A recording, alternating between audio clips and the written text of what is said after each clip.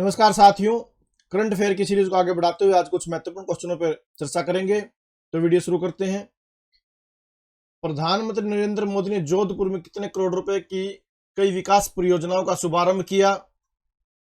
5,000 करोड़ रुपए की परियोजनाओं का शुभारंभ किया गया।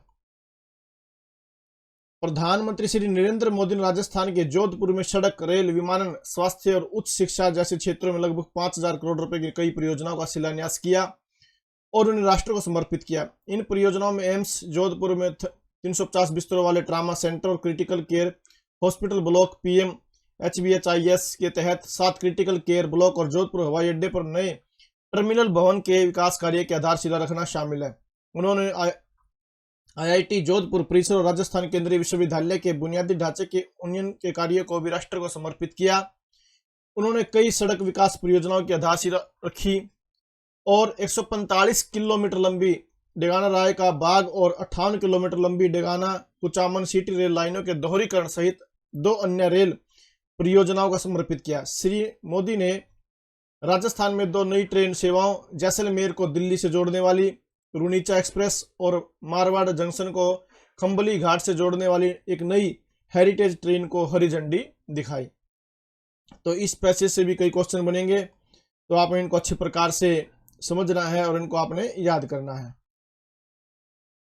नेक्स्ट क्वेश्चन है, प्रधानमंत्री नरेंद्र मोदी ने मध्य प्रदेश के जबलपुर में 12,600 करोड़ रुपए से अधिक की कई विकास परियोजनाओं का लोकार्पण और शिलान्यास किया। प्रधानमंत्री नरेंद्र मोदी ने मध्य प्रदेश के जबलपुर में 12,600 करोड़ रुपए से अधिक मूल्य की कई विकास परियोजनाओं की आधारशिला रखी और उद्घाटन किया। उन्होंने वीरांगना रानी दुर्गावती स्मारक का भूमि पूजन किया तथा उनकी याद में एक डाक टिकट भी जारी किया गया। 2023 में साहित्य के क्षेत्र में नोबेल पुरस्कार प्राप्त करने और नॉर्वे के लेखक का नाम क्या है? तो नाम है जॉन फासे। नोबेल पुरस्कार, इस वर्ष साहित्य का नोबेल पुरस्कार नॉर्वे के लेखक जॉन फासे को दिया जाएगा। स्वीडन अकादमी ने कहा कि उन्हें यह पुरस्कार उनके अभिनव नाटकों और गद्य के लिए प्रदान किया जाएगा। श्री फासे दुनिया में सबसे अधिक लोकप्रिय नाटककारों में से एक है। आगे क्वेश्चन देखते हैं। दिल्ली मेट्रो रेल ने अपने सभी मेट्रो लाइनों पर व्हाट्सएप आधारित टिकटिंग प्रणाली के विस्तार की घोषणा कर दी है भाई। नेक्स्ट क्वेश्चन है, भारत और अर्जेंटीना ने सामाजिक सुरक्षा समझौते पर हस्ताक्षर किए। भारत और अर्जेंटीना ने एक महत्वपूर्ण सामाजिक सुरक्षा समझौते पर हस्ताक्षर किए जिसका उद्देश्य सामाजिक सुरक्षा योगदान के संबंध में दोनों देशों के पेशेवरों और श्रमिकों के अधिकारों की रक्षा करना है। तो इसका उद्देश्य क्या है? दोनों देशों के पेशेवरों और श्रमिकों के अधिकारों की रक्षा करना है। आगे क्वेश्चन है, सिक्किम में एक अंतरराष्ट्रीय टीम ने अपने अध्ययन में 2 साल पहले ही चेतावनी दे दी थी कि सिक्किम की ग्लेशियर झील दक्षिण लोहनक भविष्य में कभी भी फट सकती है और इससे काफी नुकसान हो सकता है। 3-4 अक्टूबर की मध्य रात्रि को इस झील में विस्फोट से तीस्ता नदी में अचानक बाढ़ आ गई थी, यानी कि इसकी घोषणा पहले ही कर दी गई थी। में लिखा हुआ कि सिक्किम में दक्षिण लोहनक झील में दरार आने से आई बाढ़। आगे क्वेश्चन है, सरकार ने Jammu Kashmir democratic freedom party को किसके लिए गैर कानूनी संगठन घोषित किया है? तो किसके लिए किया है? राष्ट्र विरोधी और आतंकवाद गतिविधियों के लिए गैर कानूनी संगठन घोषित किया है।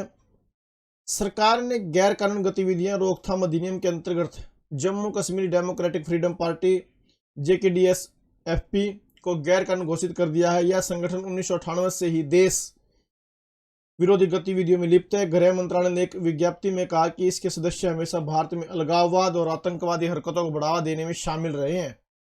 विज्ञप्ति में कहा गया कि संगठन के सदस्य लोगों को भड़काकर कश्मीर को अलग इस्लामिक राज्य बनाना चाहते हैं जो भारत की संप्रभुता, सुरक्षा, अखंडता के लिए खतरा है। इस संगठन के खिलाफ गैर कानूनी गतिविधियां रोकथाम अधिनियम, भारतीय दंड संहिता, सशस्त्र अधिनियम और पूर्ववर्ती जम्मू कश्मीर के मुख्य आपराधिक रणबीर दंड संहिता की विभिन्न धाराओं के तहत कई आपराधिक मामले दर्ज किए गए हैं।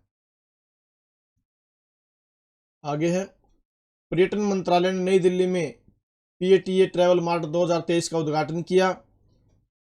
पर्यटन मंत्रालय ने नई दिल्ली में PATA ट्रैवल मार्ट 2023 समारोह आयोजित किया गया। Pacific Asia travel association travel mart 2023 का 46वां संस्करण नई दिल्ली के प्रगति मैदान स्थित शानदार अंतर्राष्ट्रीय प्रदर्शनी सह कन्वेंशन सेंटर में आयोजित किया जा रहा है। आगे है दिव्य कला मेला 6 से 15 अक्टूबर 2023 तक आयोजित किया जाएगा। दिव्यांगजन सशक्तिकरण विभाग देश भर के नियमित दिव्यांग उद्यमियों कारीगरों के उत्पादों और शिल्प कौशलों को प्रदर्शित करने के लिए अनूठा कार्यक्रम आयोजित करता है। इन प्रयासों को जारी रखने के लिए दिव्य कला मेला 6 से 15 अक्टूबर 2023 तक सिकंदराबाद हैदराबाद में आयोजित किया जाएगा। दिव्य कला मेला कब से कब तक आयोजित किया जाएगा? 6 से 15 अक्टूबर 2023 तक। कहाँ पर? सिकंदराबाद हैदराबाद में आयोजित किया जाएगा। यह कार्यक्रम आगंतुकों के लिए एक रोमांचक अनुभव पेश करेगा। इसमें जम्मू कश्मीर, उत्तर पूर्वी राज्यों सहित देश के विभिन्न हिस्सों के जीवंत उत्पाद, हस्तशिल्प, हथकरघा, कढ़ाई के काम और पैकेट फूड आदि एक साथ देखने को मिलेंगे। तो आगे क्वेश्चन है, नागालैंड की मिल्क नदी में मछली की नई प्रजाति की खोज। हाल ही में शोधकर्ताओं नागालैंड की मिल्क नदी में एक पूर्व अज्ञात मछली प्रजाति बादिश लिमाकुमी की पहचान की गई है। क्या नाम है? बादिश लिमाकुमी। सचिन तेंदुलकर बने आईसीसी क्रिकेट वर्ल्ड कप के ग्लोबल एम्बेसडर। अंतर्राष्ट्रीय क्रिकेट परिषद आईसीसी ने भारत के दिग्गज और भारत रत्न सचिन तेंदुलकर पुरुष क्रिकेट विश्व कप 2023 के लिए ग्लोबल एम्बेसडर के रूप में नामित किए गए हैं। राष्ट्रीय डॉल्फिन दिवस कब मनाया जाता है? तो कब मनाया जाता है? 5 अक्टूबर को। 5 अक्टूबर को केंद्रीय पर्यावरण मंत्रालय द्वारा राष्ट्रीय डॉल्फिन दिवस के रूप में नामित किया गया है और यह इस वर्ष से शुरू होकर प्रतिवर्ष मनाया जाएगा। तो केंद्रीय पर्यावरण मंत्रालय द्वारा राष्ट्रीय डॉल्फिन दिवस की घोषणा कब की गई है? 5 अक्टूबर को। कब मनाया जाएगा? 5 अक्टूबर को मनाया जाएगा। स्थायी समिति ने 5 अक्टूबर राष्ट्रीय डॉल्फिन दिवस के रूप में नामित करने का यह निर्णय लिया। यह दिन जागरूकता पैदा करने पर केंद्रित होगा क्योंकि यह गंगा डॉल्फिन सहित डॉल्फिन संरक्षण का एक अभिन्न अंग है।